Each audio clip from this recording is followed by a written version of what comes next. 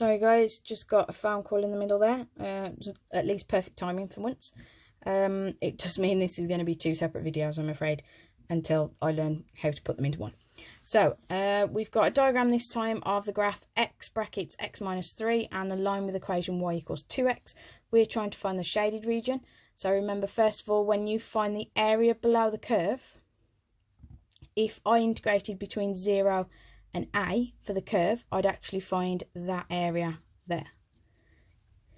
If I integrate between a and b, I would find that area there. So that was where I was saying be very, very careful about what you're integrating between to find areas below curves, because it's between the curve and the x-axis, the curve and the x-axis. If I did integrate here between 0 and a, just as a reminder, this area would come out as negative. Okay, but since I'm not interested in that area anyway, we're going to ignore between 0 and a. So first thing I need to do is find the point A and find the point B so that I know what I need to integrate between. So that means A should be nice and easy to find. A is just where your y coordinate is 0 on your curve. So what I've got is I've got the curve x brackets x minus 3, and I want to know when that is equal to 0. So I want a y value of 0. That means either x equals 0 or x equals 3, which makes sense. I've got this point where it goes through the x-axis and this point where it goes through the x-axis. So I know coordinate of A is 3, 0. Now for point B, I need the intersection between the two curves. So again, just like we did in the last one, I'm going to put these two equations equal to each other. So I can say x brackets x minus 3 has to equal 2x, and we're just going to solve to find our values. So I get x squared minus 3x equals 2x. If I subtract 2x from both sides, I get x squared minus 5x equals 0, and then I can factorise x out, which means either x equals 0 or x equals 5. Again, that matches up to our graph. There's 2 points where the line and the curve intersect. One is at the origin, so that's where x is 0, which means this point must be where x is 5. Okay, so point B is 5, 0. We can also find the coordinate at C by putting 5 back into one of our two equations. I'm going to put it into the easy one. So 2 times 5 is 10. So I know the coordinate of C is 5, 10. Okay, but we've got all the information we need now. So if, as I said, we're going to find the shaded area. This time when I'm integrating, remember I don't want this bit down here, so I'm only going to integrate between A and B. So I'm going to integrate between 3 and 5 for my curve. So we're going to do the integral between 3 and 5. That means, again, like we did with the last one, I can't integrate it while I've got brackets, so I'm going to expand the brackets first. Once you've integrated, it becomes square brackets, and remember, you no longer need a plus c. So on this one, if I increase the power and divide by the new power. Second one, if I increase the power and divide by the new power. And then we're going between 5 and 3.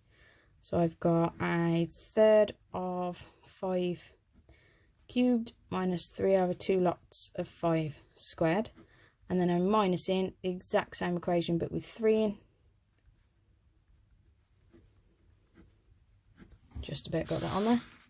And for this one, it's a little bit messy out. I'm genuinely just going to type it into a calculator.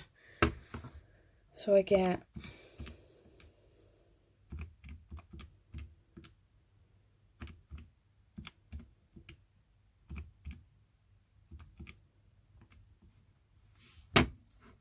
this bit gives me 25/6.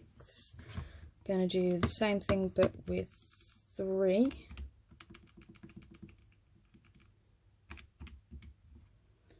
Get minus 9 over 2. Remember, you're minusing a minus.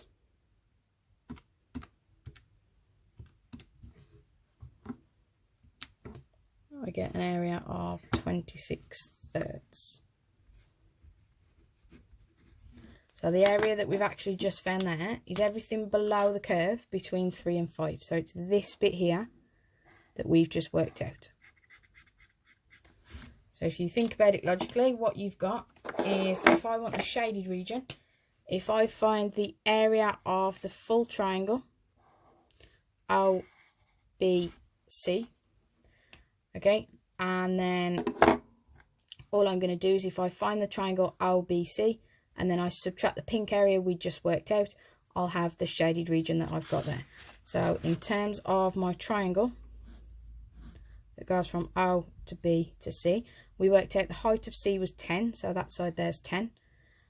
B has an x coordinate of 5, so that distance there is 5. In which case, finding the area of this is just base times height divided by 2. I get an area of 25. That means if I want the shaded region, remember this time we were doing the triangle, subtract the pink region that we worked out earlier. So I've got 25 subtract 26 thirds. Leaves me with 49 thirds as my answer. And we are going to leave it as 49 thirds because that's obviously a recurring decimal.